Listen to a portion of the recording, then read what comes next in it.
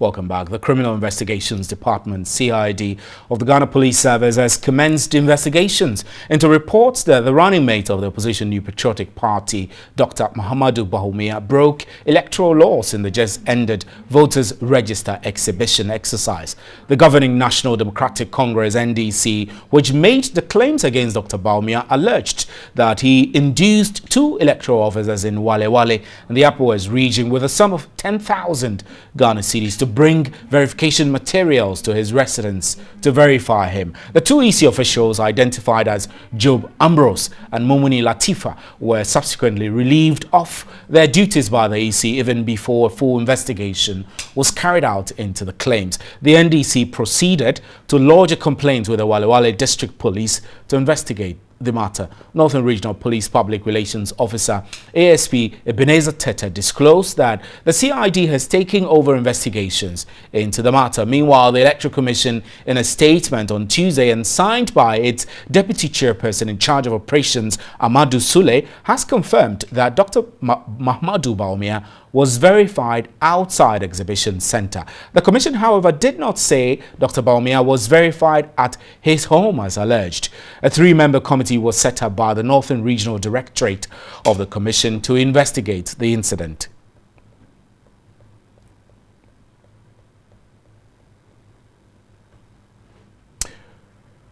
Right, so we have on the telephone lines now a private legal practitioner, Osei Bonso Dixon, for some analysis on this. Good evening, sir, and thank you for your time. Yeah, if you can hear me, is there any legal case against Dr. Bawumia as the NDC is raising? It's a bit interesting, but I think that basically it's a bit early days yet. They, after this point, have only made allegations. The specific instruments against which they claim that Bawumia has violated, I mean, it's quite early for it, not clear. I mean, nobody has mentioned it. But the CID has confirmed that it has commenced investigations into the allegations against Dr. Bawumia. As you said, we do not know exactly which rule or law was infringed upon. But don't you see any infractions here? What infractions? I don't know. If anybody gets to a police station and then makes an allegation that X or Y has committed an act which is infractionary, to conduct their formal business outside the scope of the space they've been given, they're breaking any law. Is there anything like that? I hope that's it. I mean, it's a bit early today. But the other issue that I should make clear is that those who are making those allegations have the duty of specifying which kinds of rules they are referring to. You understand? I mean, it puts everybody in abeyance. We have several electoral laws in this country. So it's of deep interest and concern to every one of us to be very clear in our minds. Because our Constitution says that to call something a crime, it should be spelled out in a written law. So it's not for us to do a wild goose chase about which law and all those things. Sometimes you hear all these things, but it comes to nothing. So what law are they specifically mentioning? All right, so the need for more evidence or maybe more specific issues of blame should be brought forward.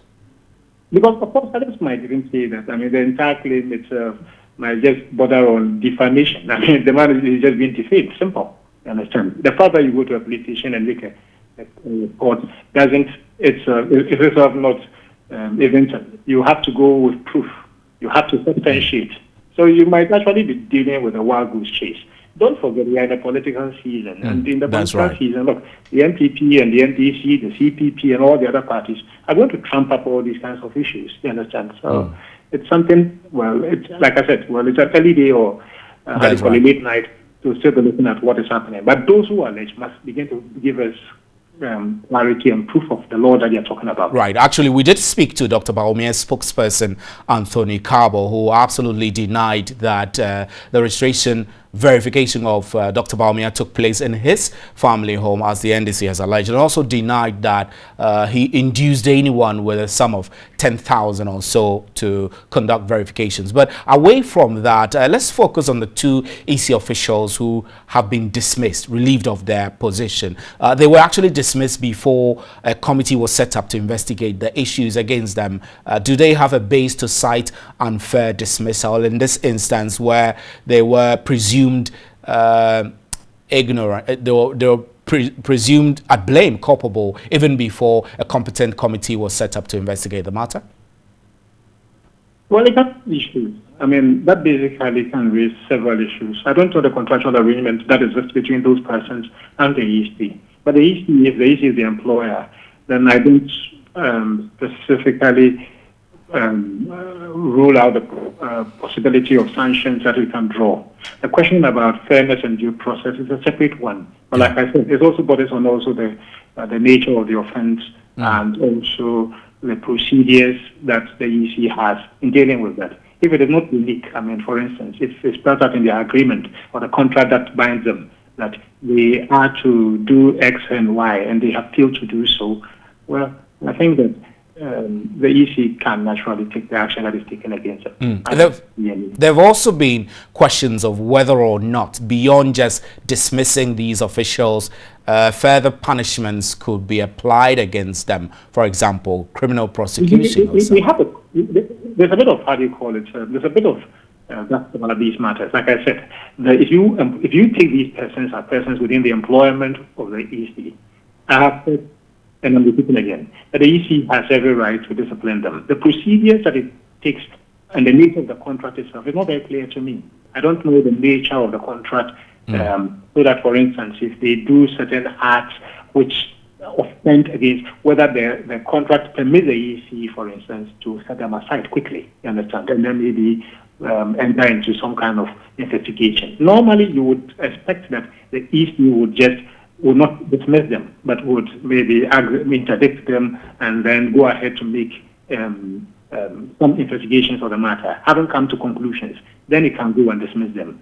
But I don't want to prejudice the actions of this body. I think that I don't also know the kind of contract they have with them. The stipulations within this contract will matter and can be a deciding factor.